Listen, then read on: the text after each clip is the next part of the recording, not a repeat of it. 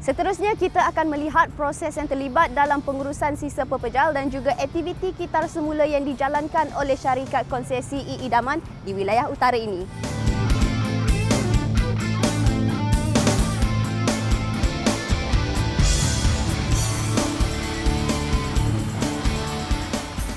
Okey, inilah selepas selesai lori kita lakukan kutipan di taman, di agensi kerajaan dan juga di tempat-tempat lain.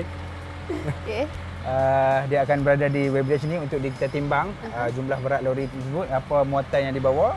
Kemudian dia akan masuk untuk ke dalam untuk pengasingan. Idaman berhasrat untuk meminimumkan sampah ke tempat pembuangan sampah.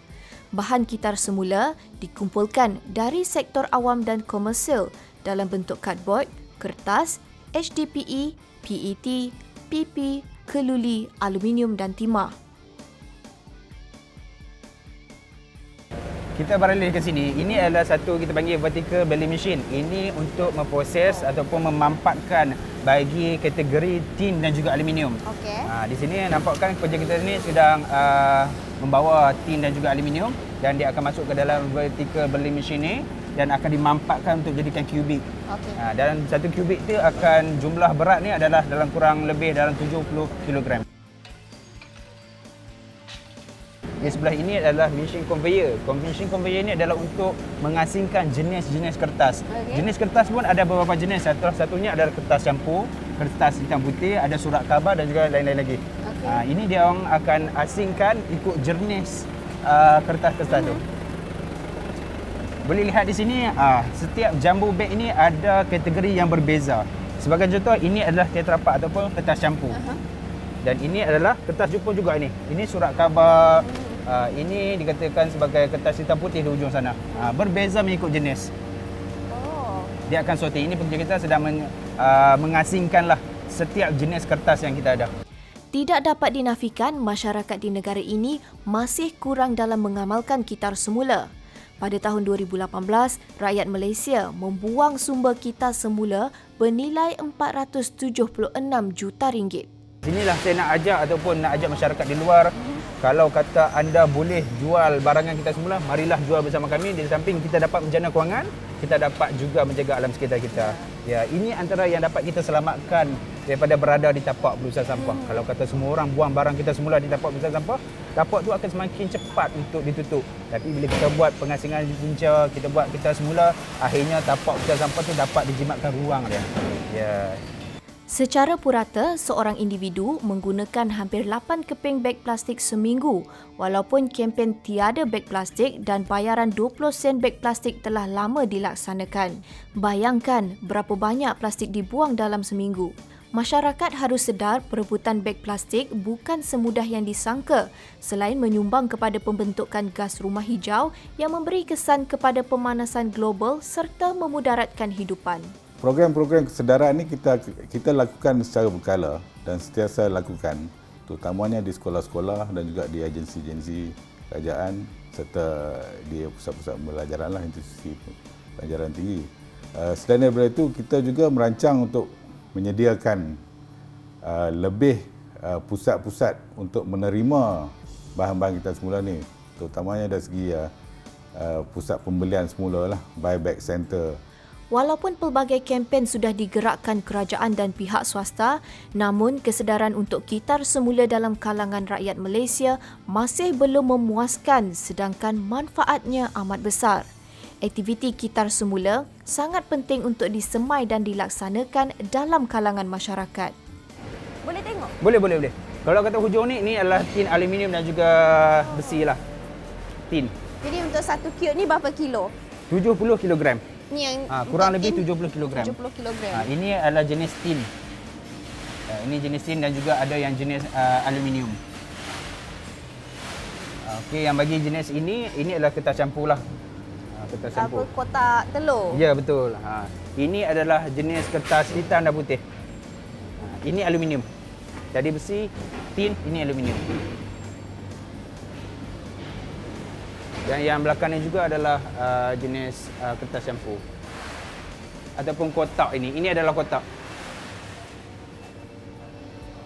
Semuanya dikubikkan macam ni. Dimampakkan jadi begini. Selepas proses di sini, ke mana destinasi seterusnya? Okey, Untuk selepas habis bahan-bahan selesai di sini akan ada syarikat luar yang akan datang membeli di sini. Oh, baju-baju pun ada? Ada.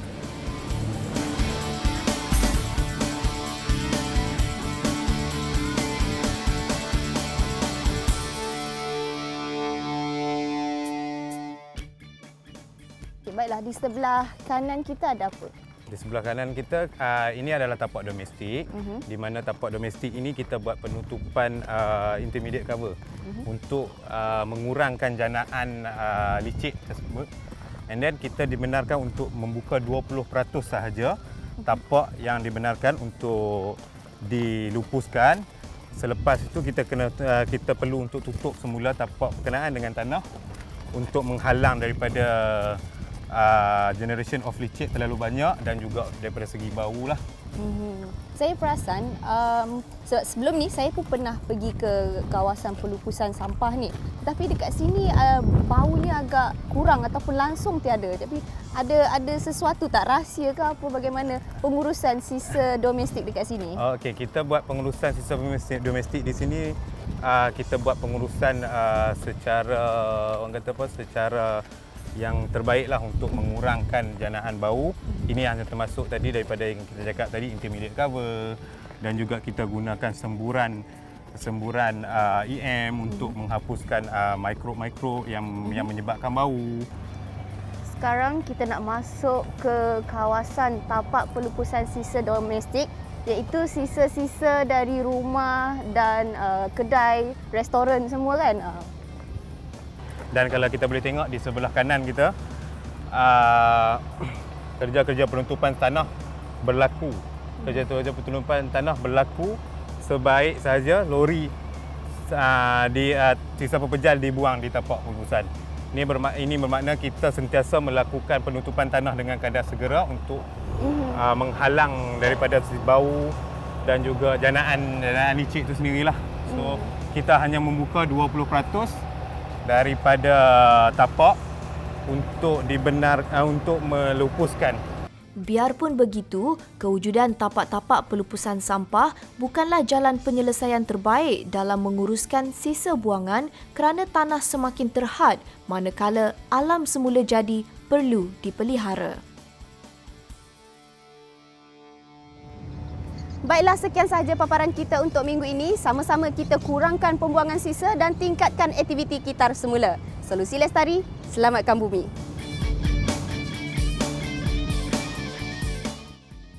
Kalau kita tengok daripada sisa-sisa pepejal akan terhasilnya licik. So di sinilah kolam yang kita akan mengumpulkan segala licik yang ada di sini, dan kita akan membuat rawatan lah. Kita akan membuat rawatan dan kita akan memastikan hasil daripada rawatan tersebut, air yang telah dirawat melepasi piawaian yang telah ditetapkan oleh Jabatan Alam Sekitar. Ini adalah kolam yang mana air licik telah dirawat dan kita akan gunakan kembali air yang tersebut untuk basuhan lori. Air ni boleh mencapai grade berapa ni? Ataupun ada requirement tertentu daripada Jabatan Alam Sekitar? Ya, memang kita ada kena patuh dengan Jabatan Alam Sekitar punya standard untuk mencapai standard yang ditetapkan oleh Alam Sekitar untuk memastikan persekitaran sungai-sungai berhampiran ataupun perairan-perairan dan juga tanah tidak melepasi piawaian yang ditetapkan oleh Jabatan Alam Sekitar itu sendirilah. Ini untuk mengelakkan daripada sungai dan tanah dicemari lah. Ya, berlaku pencemaran sungai dan tanah.